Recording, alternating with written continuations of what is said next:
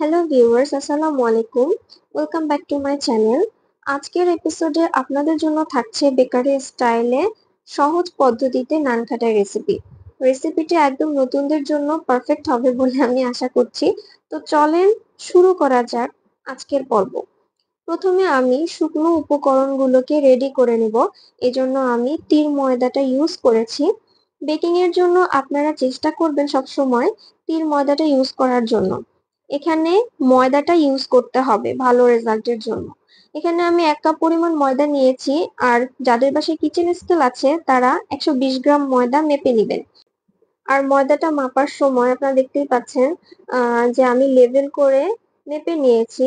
আর কখনোই ময়দা মাপার সময় কখনো আপনারা ঠাসাঠাসি করে কাপে ভরবেন না, এতে করে মাপের হেরফের হয়ে যায়।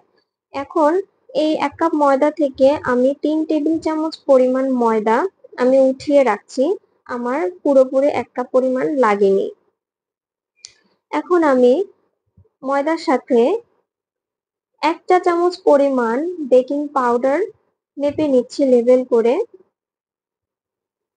আর আপনারা চেষ্টা করবেন সবসময় ফস্টার ক্লার্কের বেকিং পাউডারটা ইউজ করার জন্য।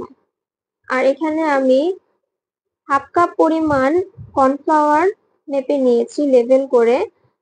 আর যাদের কিচেন স্কেল আছে তারা 80 গ্রাম পরিমাণ কর্নফ্লাওয়ার মেপে নেবেন। এখন সবগুলো উপকরণকে একসাথে হ্যান্ড হুইক্স দিয়ে ভালোভাবে নেড়ে মিশিয়ে নিব। এরপর চালনিতে করে উপকরণগুলোকে ভালোভাবে একবার চেলে নিব। এতে করে কোনো লাম্পস বা ময়লা থাকলে সেটা আলাদা হয়ে যাবে।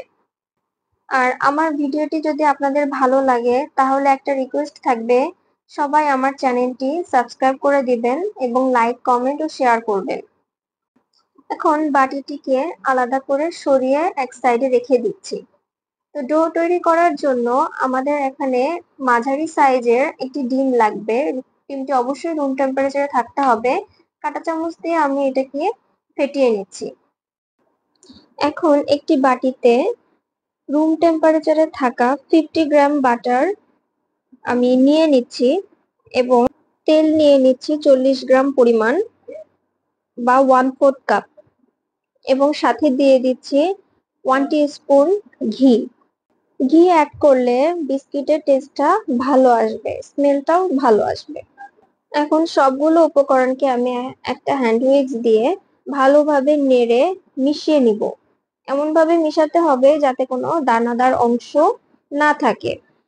আপনারা চাইলে শুধুমাত্র বাটার এবং ঘি দিয়েও এটা করতে পারেন। এখানে আমি 1 চিমটি লবণ দিয়ে দিলাম, যেহেতু আমি এখানে আনসল্টেড বাটার ব্যবহার করেছি। এবং লবণ দেওয়ার পর আবারও সবকিছু একত্রে মিশিয়ে নিলাম মিনিট খানেকের মতো। এরপরে দিয়ে দিচ্ছি 1 চা চামচ পরিমাণ ভ্যানিলা এসেন্স। এখন আবারও ভালোভাবে সবগুলোকে একসাথে মিশিয়ে নিব। ভালোভাবে মিশিয়ে নেওয়ার পর আমি এখানে আইসিং সুগার অ্যাড করছি 80 গ্রাম পরিমাণ বা 1/2 কাপ। আর আমি এখানে 50 গ্রাম নিয়েছি। আপনারা মিষ্টিটা আপনাদের টেস্ট বাড অনুযায়ী অ্যাডজাস্ট করে নেবেন। আইসিং সুগার ভালোভাবে মিশিয়ে নেওয়া হয়ে গেলে আমি এখানে ফেটানো ডিম অ্যাড করে দিচ্ছি। এখন আবারও সব উপকরণ ভালোভাবে মিশিয়ে নিচ্ছি। এরপর চেলে রাখা শুকনো উপকরণগুলোকে একবারে দিয়ে আমি ভালোভাবে নেড়ে মিশিয়ে নিব। আলতো হাতে একই দিকে ঘুরিয়ে ঘুরিয়ে এগুলোকে মেখে নিতে হবে। কোনো রকম ওভারমিক্স করা যাবে না, এতে করে বিস্কিটের ডোটা ভালো হবে না। সব উপকরণ ভালোভাবে একসাথে মিশে গেলেই তখনই এটাকে মাখানো স্টপ করে দিতে হবে। আধা ঘন্টার জন্য এখন এটিকে আমি ডোটিকে সেট হওয়ার জন্য ফ্রিজের নরমাল চেম্বারে রেখে দিব। বিস্কিটগুলোকে বেক করার জন্য এখানে আমি বেকিং ট্রের উপর বেকিং পেপার বিছিয়ে রেখেছি। আর আপনারা চাইলে শুধুমাত্র বেকিং ট্রের উপরেও বিস্কিটগুলোকে দিয়ে বেক করতে পারেন। আধা ঘন্টা পর ফ্রিজ থেকে বের করে আমি অর্ধেকটা ডো নিয়ে নিচ্ছি একটি বড় প্লেটের উপর এবং এটিকে ছড়িয়ে দিয়ে আনুমানিক 2 মিলিমিটার পুরুত্ব করে এভাবে হাত দিয়ে চেপে চেপে ফ্ল্যাট করে নিচ্ছি। এখন বিভিন্ন সাইজের কুকি কাটার দিয়ে আমি কয়েকটি বিস্কিট এভাবে কেটে নিচ্ছি। আর যাদের বাসায় কুকি কাটার নেই তারা চাইলে ছুরি বা চাকু দিয়েও এই কাজটি করে নিতে পারেন। তাতে কোনো সমস্যা নেই। এখন বাকি ডোটুকু নিয়ে আমি হাত দিয়ে এভাবে ছোট ছোট লিচি কেটে হাতের তালু দিয়ে এভাবে ঘুরিয়ে ঘুরিয়ে বল শেপ আকারে তৈরি করে আঙুল দিয়ে এভাবে হালকা করে প্রেস করে বিস্কিটের শেপ দিয়ে নিচ্ছি।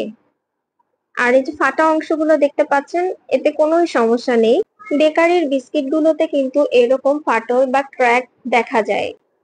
এখন একটি ডিমের কুসুম নিয়ে আমি ব্রাশের সাহায্যে এইভাবে বিস্কিটগুলোর উপরে ডিমের কুসুম ব্রাশ করে দিচ্ছি।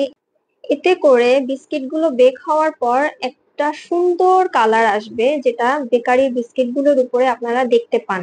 আর এটা টোটালি অপশনাল, আপনারা চাইলে স্কিপ করতে পারেন। আর এ পর্যায়ে এর উপর চাইলে আপনারা বাদাম ক্রাশ করে অথবা সাদা তিল ছড়িয়ে দিতে পারেন। আর খেয়াল রাখবেন কুকিজগুলো যাতে খুব বেশি মোটা বা খুব বেশি পাতলা না হয়। এখন আমি 180 ডিগ্রি প্রিহিটেড ওভেনে কুকিজগুলোকে 15 থেকে 20 মিনিটের জন্য বেক করতে দিব, ওভেনের মিডল তাকে রেখে। 20 মিনিট পর কুকিজগুলোকে ওভেন থেকে বের করে নিতে হবে এবং যত দ্রুত সম্ভব ট্রে থেকে কুকিজগুলোকে আলাদা করে রেখে দিতে হবে। এতে করে কুকিজগুলো হার্ড হয়ে যাবে না। এবং রুম টেম্পারেচারে কুকিজগুলোকে রেখে দিয়ে ঠান্ডা করতে হবে। আর একটা বিষয়, কুকিজগুলোকে কখনোই 100% বেক করে নামাতে যাবেন না। একটু যখন নরম অনুভূত হবে তখনই কুকিজগুলোকে নামিয়ে নেবেন।